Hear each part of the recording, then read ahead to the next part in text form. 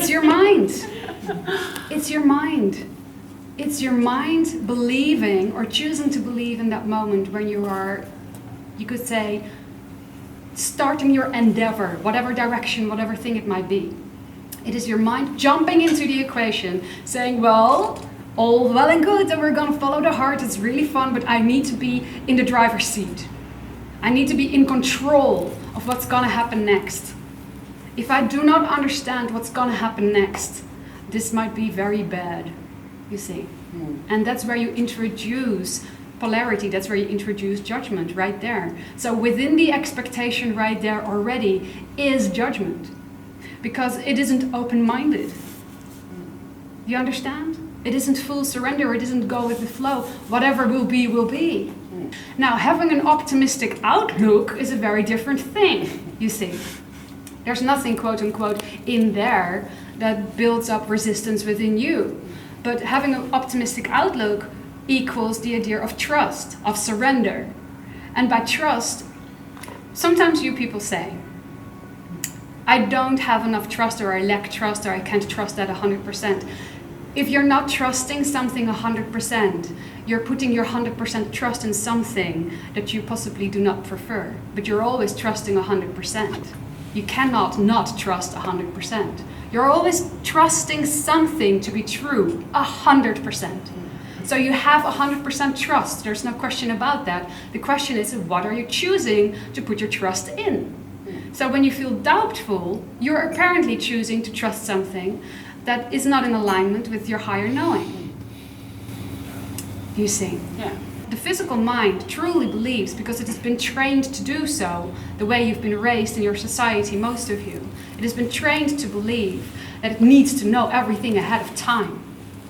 That plot twists are bad news. You need to be prepared, you see. But where's the fun in that? You came here to explore yourself, to rediscover who you are. And how can you discover anything if you take out the surprise factor? Why would you want to limit the best possible outcome of something? Just don't go there. Don't start filling in the blanks. Now, you can have a general picture of what would be fun to you, but what we recommend when you talk about, for instance, such ideas as conscious creating and manifesting your desired reality. Obviously, and of course, it can be super fun to imagine a type of world that you desire from your heart. But we recommend that if you choose to play in that way, with the goddess creatorship that is within every single one of you, because there is certainly a very tangible and a very strong effect in anybody who chooses to do a thing like that, make a vision board, play with your dreams. But what we recommend is that after you play that game, you drop it entirely. You let it go. There's not a single thread in you still connected to that picture that you just painted with so much fun. In fact, you just painted it for the fun of it, like a toddler making a drawing and then forgetting that it ever even made it. You understand? That is actually the most powerful energy frequency to start the manifestation, if relevant for you in your physically oriented, focused life, to get the ball rolling, to create momentum. Most of you in this room have had moments where you wished for something right from the heart in an intense impulse, and you got it later. You got it. It came to you. Whether it was the free table at the terrace that you were convinced would probably be full, or whether it was the parking spot that you were looking for. Things like that. Often you just desire them, and you desire them with so much passion, and you say from the top of head, because you're thinking this might be fun, that table is just gonna be free. It's just gonna be there. I can see myself sitting on the terrace no matter what. And then you drop it because you don't believe that you have that kind of power. That's often the reason why right now people choose to drop it. And we say, don't drop it because you don't believe you have that kind of power. Drop it because you had fun imagining it, and then go do something else that you have fun doing. Just move on to the next most exciting thing, you see. Because in that way, you keep the equation of expectation out. Do you understand? The concept, I think. I do. do you like to go a little deeper in a practice experience that you've had so that you can transform it here with us so that you have an example wheel to play with along down the way? So, what particular experience have you had so far where you felt stopped in your tracks and you don't understand how to perhaps do it on a higher energy frequency? Okay. Yes. If you wish to share. Choose one. Exactly. Exactly. God, which one? So many broken dreams. I don't know. Yeah, it's true. It's true. I'm still alive, not unhappy, but this just gets better and better. So I got your back. okay. So maybe my first dream when I was a kid. Yes, what happened to that dream? So I wanted to be become a dancer. Okay. And I became a dancer. Okay. And horrible story. I had to quit quite early because I got really injured pretty often, and my body didn't seem to have the strength to do so. And I was working a lot, and I think it was a very painful journey to have let go of it. Okay. Yeah. Because so this is one, what were you expecting it would bring you? Yeah, it would. I expected that the dancing would bring me freedom of expression and creation and contact, expressing all the lovely things, expressing God directly, whatever, music, being totally in the flow of music and and creativity and everything, in a very, very physical way. Yes. And then my physical body just broke down. This was not happening, you know. I got boundaries. I was getting get these legs up high enough or whatever, or I had to stop rehearsing or stop performing and had to, So. And right now, where you are right now, do you have moments where you enjoy music physically? Well, yes, sure, these moments came back later on in life. It's not that... also the curves I did afterwards were good curves. I discovered other talents and other... I'm not saying I'm having a bad trip all the way. It's not like that. I'm just saying... We know otherwise you wouldn't be here. Yeah. And you wouldn't be speaking to us. Yeah. We mean that quite literally. The energy frequency needed to be in our parameters already for us to be able to perceive you, lets you know that you've been climbing, quote unquote, quite high. Do you understand this? I'm not sure. With the splitting of the train tracks, with the multiverse, in a sense, manifesting itself, denser and denser, into versions of Earth where there are different bandwidths, you could say, to use a computer term, of energy frequencies that draw towards each other. There is a version of Earth where most people are on quite low, you could say, energy frequency, which is what they're choosing to be by honoring their own belief systems. And there are bandwidths versions of Earth that are on the train track of living their dreams and following their highest excitement and giving it all they've got. Clearly you must be on that one because that's the one we communicate with. You understand? Okay, yes, I understand. You're in our bandwidth. But you said already that you can see, looking back in retrospect, that you have discovered other talents. Yes. That you can still enjoy music in a physical way where you are right now. Yeah. Do you understand, looking back at the persona self you remember yourself to be back then, who was pursuing the dancer dream, can you see how things became a little narrow? Oh yes. Oh yes.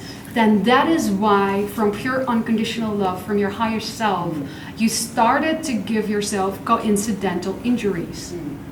Because narrowing yourself down hurts. And your body chose, from pure love, to translate that into the physical realm to you, so that you could choose to find a different route or a different way to relate to your journey as a dancer. But you didn't do that so much. You didn't do that to the degree where you could have pursued it. So it took it away, you took it away from yourself, seemingly entirely. But we say seemingly because you are still a dancer. You never stopped being a dancer. No. You have the blood of a dancer. You know what it means to be a dancer. Yes. So you will never not be a dancer. So what this is about is your definitions. This memory, as you create it from the here and now, only continues to hurt, only deserves or needs the label of a broken dream as long as you choose to interpret it in a way that does not serve you. So the day you begin to see the gifts and the pearls and the jewels in all of these broken dreams, as you were just flipping through, that is the day you start changing your direction and your ability to react, or better said, to respond to the circumstances that you have laid out in a holographic reality around yourself to play with. It will become a whole lot more fun. Because right now, and repeating the idea of all my life, it's been a long list of broken dreams. We know that's exaggerating, but still, for the example. Continuing to repeat it like that in the general outlines will make you very cautious as a person about pursuing a new dream, because what if that one also, yada. And what's cautious, sorry, what's... Voorzichtig. Yeah, Behoedzaam. well, it's exactly what's happening right now, I feel. So, I don't dare to dream that big anymore because... You've amputated your own wings. Yeah. But they're not gone, they're still there. You've just got them folded on your back and you're pretending they're not there. But you don't have to do that. You don't have to continue to play that small. Next time you have a dream, when expectations sneak in, have a very open and blunt conversation with your rational mind. See if you can recognize them and spot them in time, you see? And see where they're coming from. Acknowledge where they're coming from. And tell the rational mind, start a dialogue with it. That's where the rational mind is. This is me. We're having an open conversation. Ego mind and me. Cozy, cozy. Cup of tea, maybe. Dash of milk. I can see this is what you are expecting. But then ask yourself, why is it that you're expecting that? Why do you think this is needed? And then whatever it says next will reveal a fear to you of what might otherwise happen. And then when it tells you that fear, you say, thank you for trusting me, for telling me that fear, and I can totally understand where that came from. It came from my parents, it came from society, it came from friends, it came from school, it came from anything but my higher self. And I understand that you have decided to adopt that to keep me safe, because all of these circumstantial situations have told me that that is what I need to be safe, to be cautious, you see, to defend myself. But you don't have to defend yourself if there's no attack. And you invite the attack yourself by believing things like this, which continues to keep you cautious, which is an infinite circle. It just continues to go on and on and on. So you can break that cycle by rewriting your definition and looking at the rational mind from another point of view with a little more empathy. So you can dismantle, paradoxically, this is a very powerful tool. You can dismantle the idea of expectations by truly looking them in the eyes and see where they came from. And once you see what the root is of that line of thought, then you will know, is this coming from love or coming from fear? Not needing to know where something will go, that is love, that is trust, that is surrender. You don't need to know, because you already know with a capital K that you're guiding yourself from unconditional love. You know that, right? Yes, I do. So surrendering to that is starting an open dialogue with the rational mind and seeing where it is putting it in its part of the equation, where it's like, oh, but maybe even though we are being guided by unconditional love, this part, I will take it, I will just carry this. You don't have to do that. I know you love me. I know you love me. I understand you're doing this to keep me safe, and I appreciate you for it. I love you, darling ego. I'm not going to judge you for this. And by saying that and seeing through the expectation, you can release yourself from the change that you have adopted and that you were spoon-fed as a child because other people thought they needed to keep themselves safe that way. But this is a new chapter, and you decide how you write it. And you don't need expectation. You understand? Yes, I do. Does that help you? Can you play with that? I hope so. Hope so. Do you understand what hope means? No. What does hope mean? Hope implies fear. Ah. Okay. That's okay.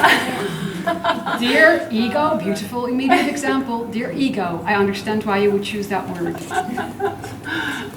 Because there might be something still hiding behind the curtains. It's okay. It's okay that you think that. You've been trained to think that. I love you nonetheless. For an experiment, just for the fun of it, let's see what happens here if we don't hope, but if we just surrender. Let's see what happens without expectations. If it sucks, there's probably a beautiful gift behind that. And if there's resistance, or does that mean then again that there is that I put up the resistance again because I was thinking too narrow again? Is that something wants to be seen? That something wants to be seen. When you sense resistance within your system, what we said in a previous transmission, if it feels tight, you have already outgrown it. So you're telling yourself, I'm bigger than this. Whatever I'm choosing to believe right now, I'm actually bigger than that. Let's go see how much bigger that is. And why? What is the difference between what I'm feeling and what I know to be true? You understand? Yeah. And then research it, dive in, look it in the eyes, face it, full frontal. And your broken dreams will mend automatically along the way. And you will just have been living a dream. You understand? Can you play with that? Thank you so much. Sweet dreams.